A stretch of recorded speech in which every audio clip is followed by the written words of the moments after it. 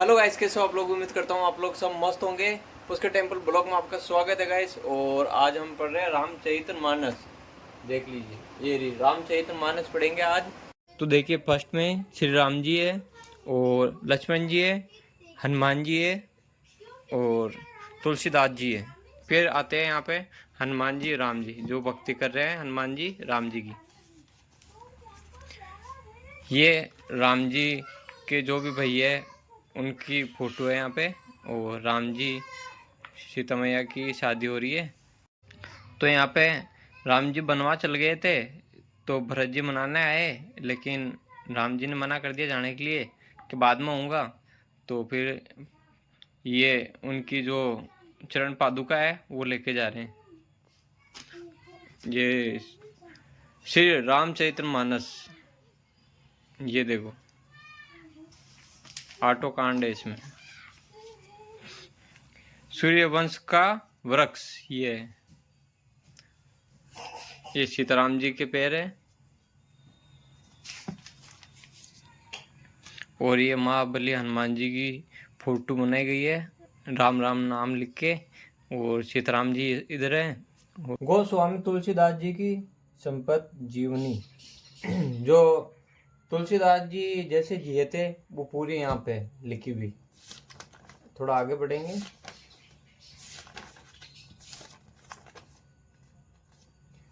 राम जी का महत्तम, जो भगवान श्री राम जी की थे उनके बारे में दर्शाया गया है, उनका महत्व बताया गया है।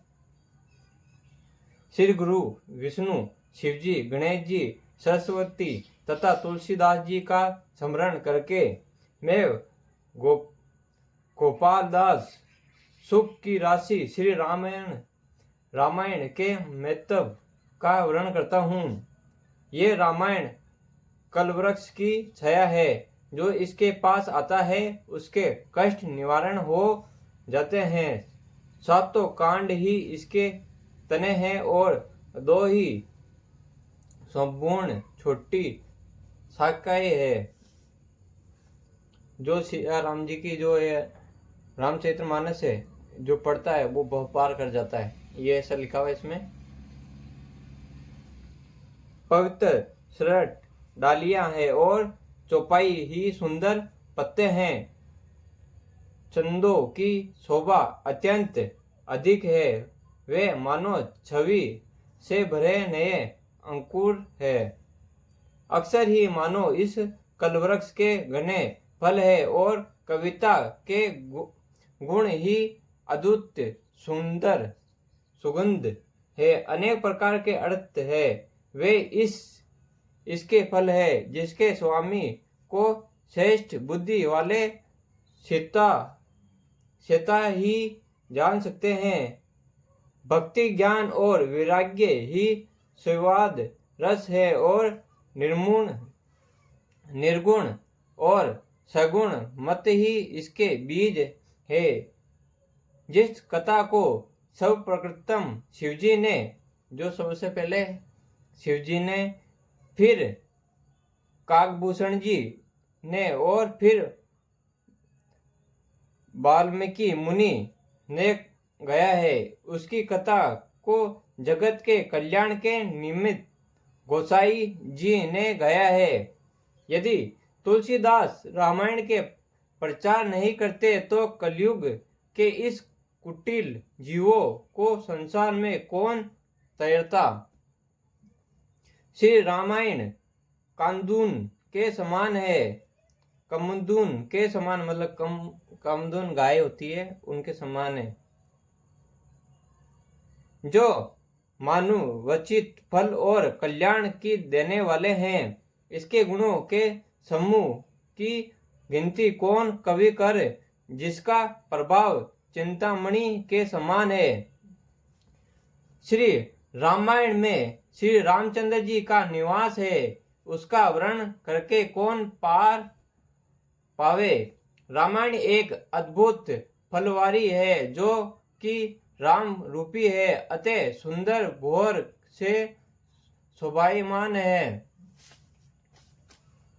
जिस घर में श्री रामायण रहती है वहाँ भूत प्रेत भूलकर भी नहीं जाते, वे देहरीदता ही नहीं रहती, और वहाँ श्री महावीर जी का फेरी रहती है।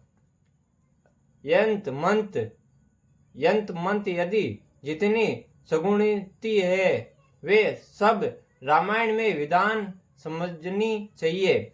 जो इसमें प्रति करे, उसने बढ़कर भाग्यवान कोई नहीं है।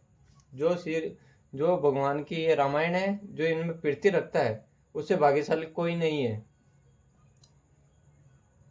श्री रामायण के समान कोई अन्य ग्रंथ नहीं है। ये सब उपमाओं की उपमेय है। फिर कोई कवि अन्य पुस्तक से उसकी उपमा कैसे करे? जैसे कोई ग्रंथ अलग अलग होते हैं, लेकिन इनकी बराबरी कोई नहीं कर सकता रामायण की। इससे बहुत बड़ा फल मिलता है। त्रेतायुग वाल्मीकि जी मुनि हुए, वही फिर कलयुग में तुलसीदास जी हुए। उन्होंने 100 करोड़ रामायण कही। उन्होंने उसे मत कर सार भाग लेकर सूक्ष्म बनाए हैं। इसमें प्रथम कांड रसीला बाल कांड है, जिसमें श्री राम जी के जन्म और ब्याह की लीला वर्णन की है। द्वितीय कांड उज्जवल अयोध्या कांड है, जिसमें पिता की आज्ञा से रघुनाथ जी वनवास को गए।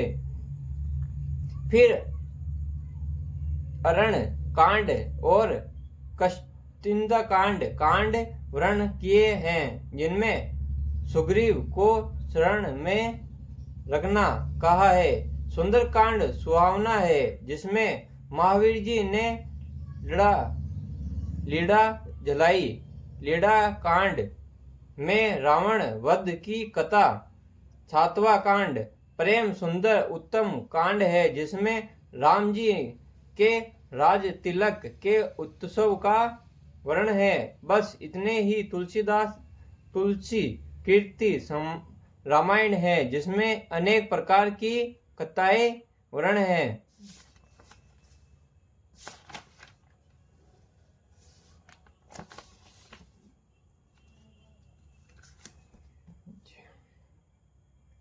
तो भक्तों, आज तक के लिए बस इतना ही। हम रामायण के 2 पन्ने जरूर पढ़ेंगे रोज। तो मैंने 2 पन्ने पढ़ लिए, रोज पढ़ूंगा। और आप मुझे देख रहे हो तो बहुत बहुत आभार आपका। और रोज आइए और रोज रामचरितमानस सुनिए। तो बोलो जय सिया राम। तो मेरे रामचरितमानस अच्छी लगी हो तो करो लाइक शेयर सब्सक्राइब। प्लीज आप लोगों को सपोर्ट की बहुत ज्यादा जरूरत है। फिर मिलेंगे नई वीडियो के साथ। जब तक के लिए जय हिंद जय भारत।